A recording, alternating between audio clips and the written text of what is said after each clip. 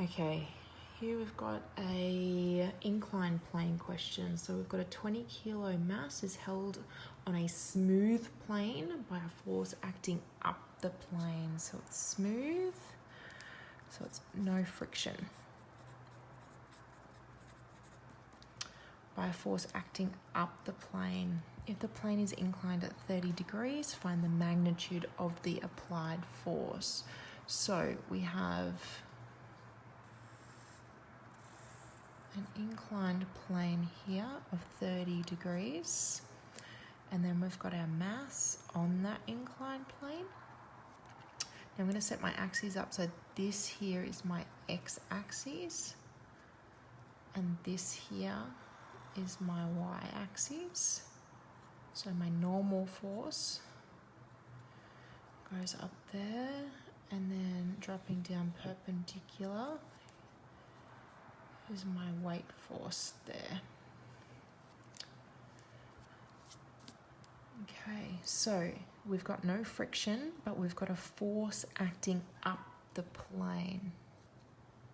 So let's call that G.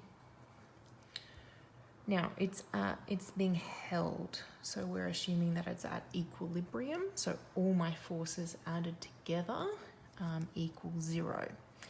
So I'm going to split up my forces now. I'm going to find my N force in terms of I's and J's. So N, I don't know what that is, so I'm going to call that YJ. It only acts in the J direction. G here only acts in the I, positive I direction.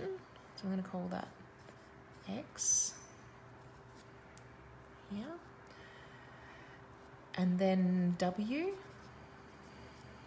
is actually equal to mg, but now it actually has an I and a J component because it's off the axes here. So this angle in here is 60. All angles in a triangle add up to 180. Alternate angles here, so that angle is also 60. To find my I component is that side there, and to find my J component is that side there. So if I just go off on the side here and look at my I component, I'm just going off on a little bit of tangent just to explain it a little bit better. My I component, this length here is mg, which is my mass times my gravity, which is 9.8. Okay, and here with my I can use with this angle here as cos. So cos theta equals adjacent over hypotenuse. So hypotenuse cos theta equals my adjacent side using SOHCAHTOA. Therefore, my I component, so my I component for that is H, which is my hypotenuse, which is mg, so it's 20 times 9.8 cos of 60 degrees. So that's my I component there. So I'm going to put that into here. 20, and it's negative because we're in the negative negative x-axis, so negative I component. So negative 20 times 9.8 cos 60 I, and then I'm going to do the rearrangement for J. So J is this side here, so if I use sine theta equals opposite over hypotenuse, so H sine theta equals my opposite side. So H again is mg, which is 20 times 9.8 sine 60, which equals my J component there.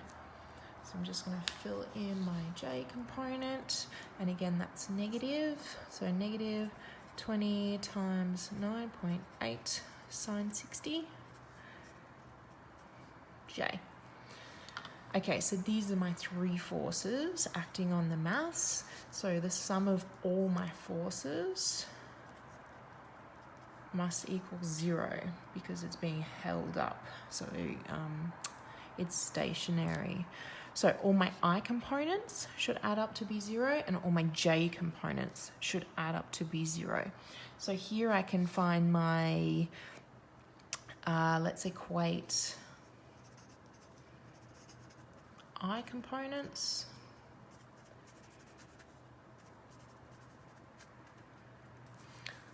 Okay, so I've got G here, which is X plus negative 20 times 9.8 cos 60 equals 0. Therefore, X equals 20 times 9.8 cos 60. So X equals, I'll just do that on my calculator, times 9.8 cos 60. So that's 98. Okay, so therefore, and see there were no I components for N, that's why I didn't add N in there. So there's my I component of X, and there for G, and then W is this one here. So therefore G is equal to 98I. So the magnitude of G is equal to 98 newtons.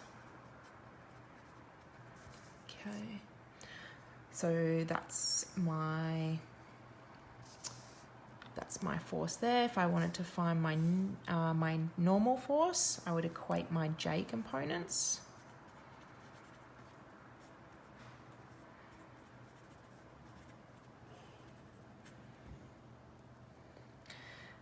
So my J components are Y minus 20 times 9.8 sine 60 equals 0, because it's at equilibrium, so the sum of all my forces equals 0.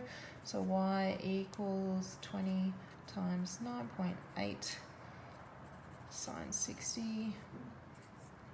So Y equals, change that in my calculator.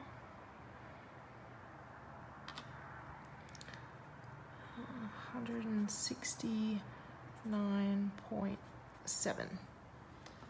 So therefore my normal force is 169.7 in the J direction.